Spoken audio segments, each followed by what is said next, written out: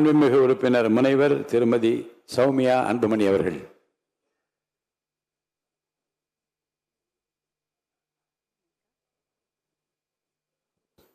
மாண்புமிகு பேரவை தலைவர் அவர்களே, மாண்புமிகு முதலமைச்சர் விஜய் அவர்கள் தலைமையிலான அரசின் மீது நம்பிக்கை கோரும் தீர்மானத்தின் மீதான விவாதத்தில் பங்கேற்று பேச வாய்ப்பளித்தமைக்காக தங்களுக்கு நன்றி தெரிவித்துக் கொள்கின்றேன்.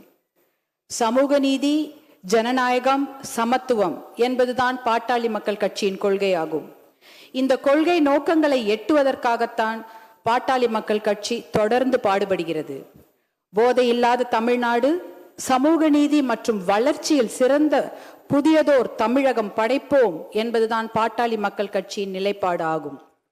பாட்டாளி மக்கள் கட்சியின் கொள்கைகளும் நோக்கங்களும் எப்போதும் தமிழ்நாட்டின் நலனை முன்னிறுத்துபவையாகும். தமிழ்நாட்டில் 69% இட ஒதுக்கீட்டை பாதுகாக்க சமூக நீதி கணக்கெடுப்பு எனப்படும் சாதிவாரி சர்வே நடத்த வேண்டும். அதன் அடிப்படையில் அனைத்து சமூகங்களுக்கும் விகிதாச்சார பிரதிநிதித்துவம் அளிக்கப்பட வேண்டும். பெண்களின் பாதுகாப்பையும் முன்னேற்றத்தையும் உறுதி செய்ய வேண்டும். முழு மதுவிலக்கு மற்றும் போதைப் பொருட்களை முற்றிலுமாக ஒழிக்க வேண்டும். நீர் மேலாண்மைக்கு முக்கியத்துவம் அளித்து பாசன திட்டங்களை செயல்படுத்த வேண்டும். அனைத்து வேளாண் விளை பொருட்களுக்கும் விலை நிர்ணயம் செய்தல், கொள்முதல் செய்யப்படுவதை உறுதி செய்தல், உழவர்களின் வாழ்க்கை தரத்தை உயர்த்துதல், தரமான திறன் சார்ந்த கல்வி இலவசமாக வழங்கப்படுவதை உறுதி செய்தல், இளைஞர்களுக்கு அரசு மற்றும் தனியார் வேலை வாய்ப்புகளை உருவாக்கி வழங்குதல், தனியார் வேலை வாய்ப்புகளில் 80 விழுக்காட்டை தமிழக இளைஞர்களுக்கு வழங்க சட்டம் இயற்றுதல்,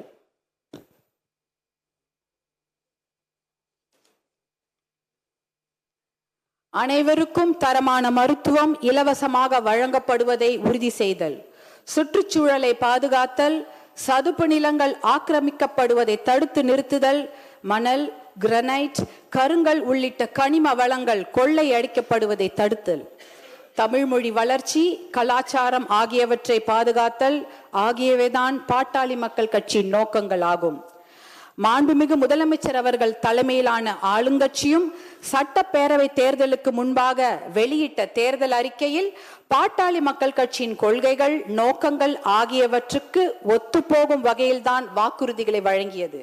குறிப்பாக அனைத்து சமூகங்களுக்கும் விகிதாச்சார பிரதிநிதித்துவம் வழங்க சாதிவாரி சர்வே நடத்தப்படும், மகளிர் பாதுகாப்பை உறுதி செய்ய நடவடிக்கை, மது வணிகத்தை கட்டுப்படுத்த நடவடிக்கை, வேளாண் விளை பொருட்களுக்கு நியாயமான கொள்முதல் விலை, அரசு மற்றும் தனியார் வேலை வாய்ப்புகளை அதிகரித்தல், தனியார் துறை வேலை வாய்ப்பில் உள்ளூர் இளைஞர்களுக்கு 75% ஒதுக்கீடு வழங்கும் நிறுவனங்களுக்கு 2.5% GST மானியம், 5% மின்சார மானியம் வழங்கப்படும், நதிகள் இணைப்பு உள்ளிட்ட பாசன திட்டங்கள் செயல்படுத்தப்படும், சுற்றுச்சூழலை பாதுகாக்கவும் மணல் கொள்ளையை தடுக்கவும் நடவடிக்கை எடுக்கப்படும் என்று தமிழகத்தின் ஆளுங்கட்சியும் வாக்குறுதிகளை அளித்திருக்கிறது.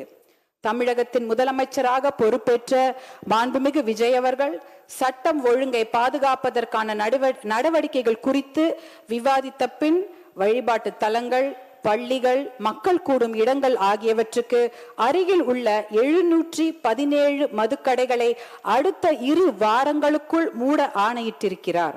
அந்த நடவடிக்கையை பாட்டாளி மக்கள் கட்சி வரவேற்கிறது, பாராட்டுகிறது. மது ஒழிக்கப்பட வேண்டும் என்பதற்காகத்தான் 40 ஆண்டுகளுக்கும் மேலாக நாங்கள் போராடி வருகிறோம்.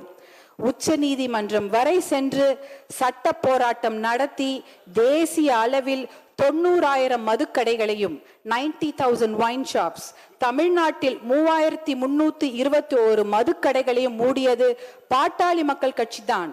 தமிழ்நாட்டில் முழுமையான மதுவிலக்கையும் போதைப் பொருள் ஒழிப்பையும் மேற்கொள்ள அரசு நடவடிக்கை எடுத்தால் அதை பாட்டாளி மக்கள் கட்சி வரவேற்கும். மாண்புமிகு பேரவை தலைவர் அவர்களே, எனக்கு ஒரு ஆசை. என்னுடைய பேர குழந்தைகள் வளர்ந்து வரும்பொழுது போதை இல்லாத, மது பழக்கம் இல்லாத தமிழகம் உருவாகி இருக்க வேண்டும். அது என்னோட ஆசை மட்டுமல்ல, தமிழ்நாட்டில் இருக்கக்கூடிய அத்தனை பெண்களுடைய ஆசையும் அதுதான். போதை பழக்கமும் மது பழக்கமும் நம் இளைஞர்களை சீரழித்து கொண்டிருக்கிறது. நம்ம குழந்தைங்க வளரும் போது எப்படி வருவாங்களோ, ஒழுக்கமாக இருப்பார்களா என்பதே இன்று சந்தேகத்திற்குரிய ஒரு நிலைமையில தான் நம்மளுடைய தமிழகம் தள்ளாடி கொண்டிருக்கிறது. இது என்னுடைய ஆசை மட்டுமில்ல, எல்லாருடைய தாய்மார்களுடைய ஆசையும் அதுதான். அதற்கு முதற்கட்டமாக நேற்று நம்முடைய மாண்புமிகு முதலமைச்சர் அவர்கள் 717 மதுக்கடைகளை மூடப்படுவதாக அறிவித்திருக்கிறார். அதை நாங்க மனமார்ந்து பாராட்டுகிறோம், வரவேற்கிறோம், அதற்கு நன்றிகளை தெரிவித்துக் கொள்கின்றோம். ஏன்னா நான் இந்த நேரத்தில் என் மீது அன்பு வைத்து பாசம் வைத்து என்னை இந்த சட்டப்பேரவைக்கு தேர்ந்தெடுத்த தர்மபுரி தொகுதி மக்களுக்கு என்னுடைய கோடானு கோடி நன்றிகளை இந்த நேரத்தில் தெரிவித்துக் கொள்கின்றேன். ஏனென்றால் தர்மபுரி மாவட்டத்தில் தான் மது பழக்கம் என்பது அதிகமாகவும் மது வணிகம் என்பது அதிகமாகவும் இருக்கிறது. பர் கேபிட்டா கன்சம்ஷன் என்பது தர்மபுரி மாவட்டத்தில் அதிகமாக உள்ளது. Per capita consumption of alcohol, அதாவது மது பழக்கம், தனி மனிதருடைய மது பழக்கம் அதிகமாக இருக்கும் மாவட்டம் எது என்றால் அது தர்மபுரி மாவட்டம். அப்படிப்பட்ட அந்த நிலையில் முதற்கட்டமாக நீங்கள் 717 மதுக்கடைகளை மூட உத்தரவிட்டிருப்பது அது மிகப்பெரிய ஒரு விஷயம். அது பெண்கள் எல்லாரும் அனைவரும் வரவேற்கிறார்கள். என்னுடைய தர்மபுரி தொகுதியில பேருந்து நிலையத்துக்கு அருகில் ஒரு 3 டாஸ்மாக் கடைகளை நேற்று மூடியிருக்கிறார்கள்.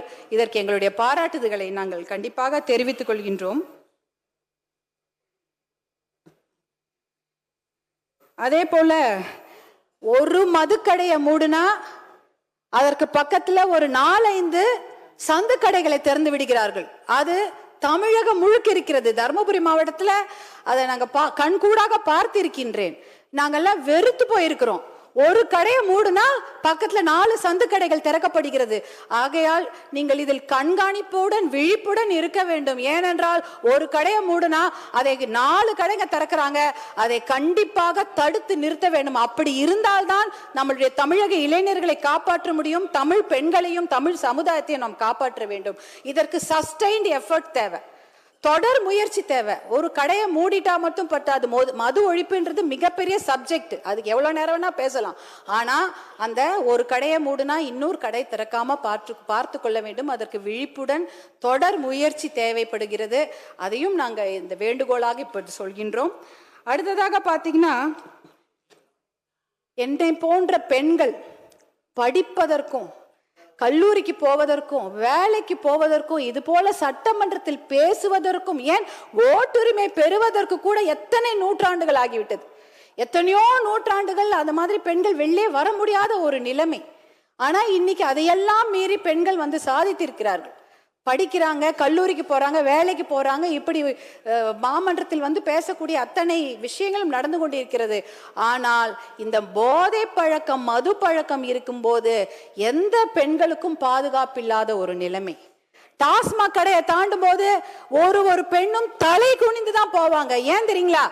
அந்த பக்கத்துல தலை நிமிந்து பார்த்தா யாராவது ஐ கான்டாக்ட் வந்துருச்சுன்னா என்ன மாதிரி விமர்சனங்களை தாங்க வேண்டுமோ, எப்படி கேலி பண்ணுவாங்களோ, யாராவது தப்பா சொல்லுவாங்களோ பேசுவாங்களோன்னு பயந்து கொண்டு தலை குனிந்து போய் கொண்டிருப்பார்கள்.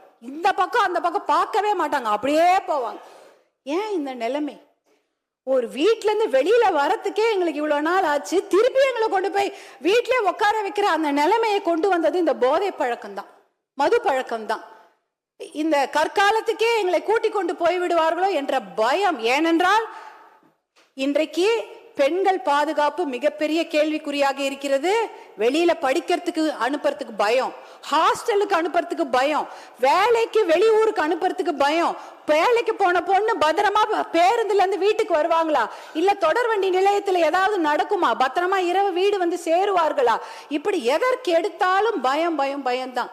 ஏன்னா அந்த அளவுக்கு போதை பழக்கம் மது பழக்கம் அந்த இதனால் பெண்கள் பாதுகாப்பு மிகப்பெரிய அச்சுறுத்தலுக்கு ஆளாகி இருக்கிறது. இதை தடுப்பதற்காக சிங்கப்பெண் என்ற ஒரு தனி பிரிவை முதலமைச்சர் அவர்கள், மாண்புமிகு முதலமைச்சர் அவர்கள் ஏற்படுத்தி இருப்பதற்கு எங்களுடைய மனமார்ந்த நன்றியை தெரிவித்துக் கொள்கின்றோம். அதே சமயம் ஒரு ஆக்கப்பூர்வமான ஒரு சஜஷன் தான்.